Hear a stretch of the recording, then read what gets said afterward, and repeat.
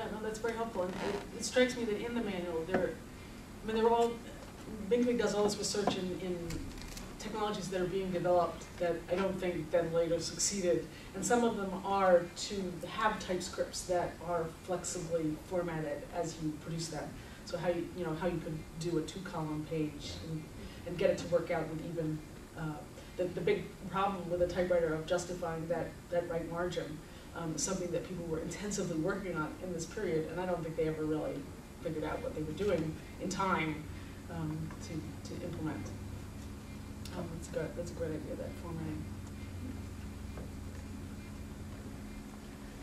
It's interesting that there's a case, at least one case, of people who have tried to maintain the typescript image currently in the modern digital world in sociology and conversation analysis. People transcribe conversations, and for some reason people have become quite stuck on maintaining typewriter fonts, basically, yeah. Courier. It's fascinating. And people just can't let that go, it seems, to the point that it's become sort of de rigueur that when you publish, you have everything in your article is in whatever font the journal publishes in, but the representations of conversation have to be in Courier.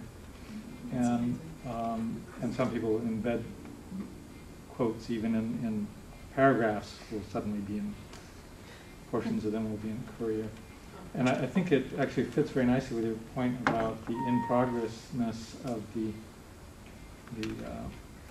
symbolization of the typescript, because a lot of this goes back to, I think, in the early days of conversation analysis, people made a big deal about where they were on the mimeograph cycle, like which copy did you get, and did you get the copy of the photocopy, and so on. And a lot of the data were circulated in this way, and you had to know Gail Jefferson or Emanuel Shegloff or one of these key people. So,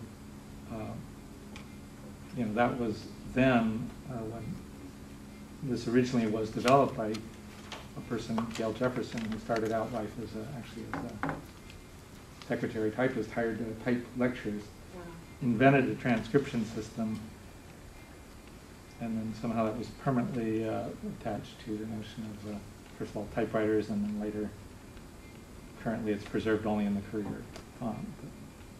Fascinating. Thank you. There's all of those elements that you're talking about. Yeah, that's what kind of fascinates me about TypeScript, is how it can have opposite meanings in different periods. Mm-hmm. The periods in which the typewriter font is the most impersonal font possible. Mm. And if you look at Adobe type libraries today, and they describe American typewriter font as something that you could use for a personal look. So the exact same, complete turnaround. I'm just curious if there was much dialogue between the group you're talking about and European documentation. Some of the rhetoric was reminding me of like Paul Otway and that kind of drive. And it was also sort of a similar question. With reproducing via sort of like the photography of text rather than microfilming in microform, was there an anxiety about just the proliferation of that bulk, or did they have, were they really confident in their system of management and controlling that? Or was it creating more sort of overload that was going to overwhelm scholars? Well, to tackle that second question, it was all kind of system, and it wasn't really spelled out all that carefully, but some things it's clear they wouldn't have wanted to produce in paper. They'd want to produce in microfilm, and it's just a matter of what kinds of things. The sort of primo item that was a candidate for the TypeScript book would be the monograph, because you could put out such a small run.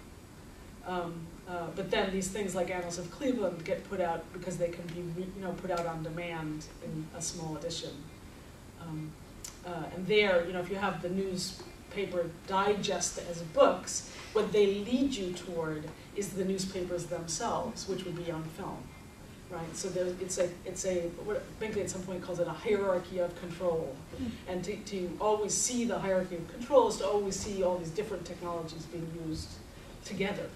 There would be settings in which photo offset would be the thing, and other settings in which it would be mimeograph that was the thing, because they're different, and they're better for different quantities that kind of thing. But the documentation question and the Europe question, it's a great one. Binkley and his associates are, to some extent, involved with the international documentation movement, but it never really gets up enough traction in the U.S. that I can tell. So it's this interwar period where they want world peace, right? They really sort of see themselves as part of a world movement in a nice way, but it's not. There aren't that many direct connections to documentation. They do, people do go over to the conventions and things like that, the various congresses in Europe at different times. And Binkley has, it's at different times he has positions on AHA committees, ALA committees, in the International Congress of Documentation and some other sort of League of Nations type organization. So he's very connected, and I just have not been vigilant about mapping all of those connections in their time, how they work out. I haven't looked at his papers. I don't really know about his papers, but his sort of joint committee papers are at the Library of Congress, and that's where I got most of this stuff from. And there's a lot of letterhead from all of those organizations that would be interesting to pick through.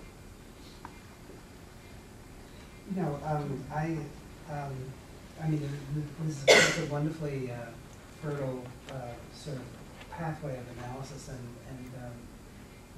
but I wanted to pick up on what is kind of intriguing, because it sounds at first sight so anachronistic that you found this one guy who none of us knew about, and you tell his story. And I think part of what is so intriguing about the way you're doing this is that it's articulated with a current moment, as you do in your intro, in a kind of smart way. Scholarly publishing is under crisis, and it's kind of media flux, and what do we do, and with overproduction of PhDs.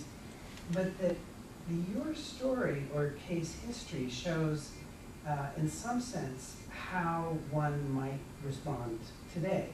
And the way I would abstract it, and you tell me if I'm wrong or revise it, is that this person, first of all, is located in the middle, and then becomes part of this committee, which identifies the crisis and sees new technologies and says, well, we must do something. And they write what I would call, in political terms, a pamphlet, which is a set of proposals and provisions for the future, which is informed and needs to be thought about and shaped. And that you point periodically to the sort of first political principles that are operating behind the project, from the 30s to the Depression to local projects and so on.